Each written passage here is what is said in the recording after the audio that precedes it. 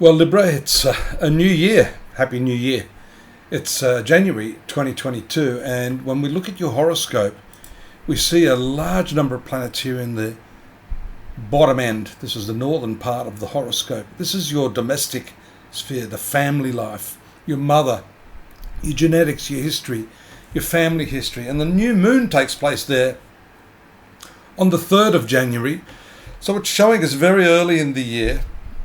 A trend is being set, not just for the month. Later I'm going to give you directions there to go and have a look at the yearly horoscopes and also the videos I've done for the year. But suffice to say that this area is going to be very, very important for you, not just in January, but throughout the coming 12 months. Notice also Venus, your ruling planet, is retrograde in this area, very near to the Sun, and the Sun is ruling your 11th house of friendships. So that's a nice combination, but the retrograde motion of your ruling planet shows us you're really doing some deep contemplation over your family affairs this year, where you live, how you want to live, what sort of lifestyle you want. And bear in mind, the Sun ruling this area of your horoscope has an important and significant role to play as the planet of your dreams, the thing in life you aspire to, those secret aspirations that you have. And so the combination here, you've got to be careful because the Sun is very near to your ruling planet. This is called combustion. I've talked about this over the previous months. But that can show us that you are maybe at this point a little out of your league, maybe reaching for something that's not within your grasp at this time. You have to be careful of that. And here we see the need for long, hard, sustained work because of Jupiter here in the 6th house, again with another visionary planet, Neptune. And the fact that Saturn is in your 5th house, Saturn's a good planet for you, but it still can cause some sort of creative blocks. So you've got all of these aspirations, but you've got to get that energy flowing. You need that experience to give you the power that you need to really make those dreams happen. You'll notice also that your career is important. I've just touched on that with the placement of Jupiter here in your 6th house, but the full moon up here on the 18th is also very, very significant.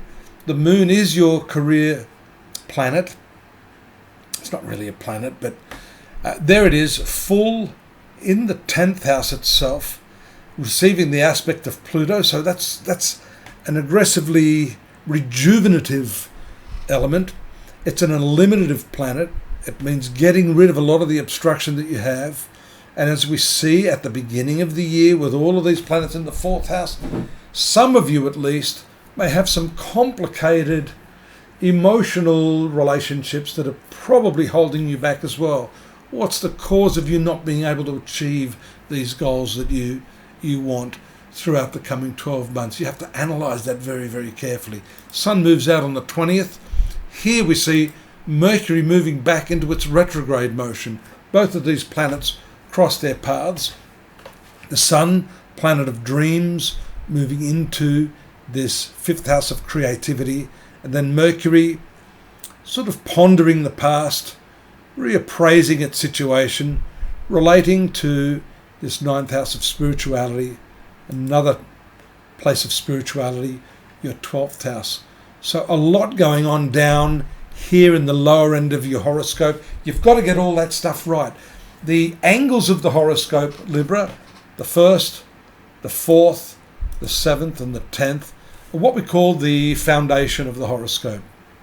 Here we see Mars moving into this 4th house as well. That's a very dynamic planet. It is not your friendliest planet, but it still gives you the initiative to get things done here on the home front, as does Mercury there on the 26th, moving in its retrograde motion back in, while Pluto, that transformative planet, which actually transforms things, but only through really killing them, breaking them. I mean, if you want a radical transformation this year, especially by way of your own inner happiness and your family life and your relationship. You're going to have to destroy some aspect of that. And I think that's got to do with some aspect of yourself shown by Venus ruling your 8th house with the progressive transit of Uranus there going stationary at that time of the month as well. So this is about demolishing those habits and traits of your own nature that may have been obstructive, rather than looking at things outside yourself that you think are the cause of the problem. It's quite likely what's going on within yourself, and eliminating those things that is going to help you get ahead and find the happiness that you're looking for. Now, I must mention that I've got the whole year in advance. I've done 3,000 words for each of the 12 star signs.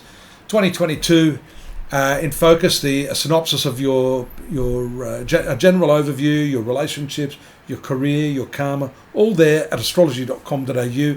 I've got this month also in a little bit more of a tidy chronological order. For those of you that like order and sense, I jump around a little bit, but you can put what I've said together with this chronological transit list, and that will make it a lot easier for you to understand what's happening for you in the first month of 2022. Don't forget to subscribe. Don't forget to drop me a line, especially if you want your personal reading.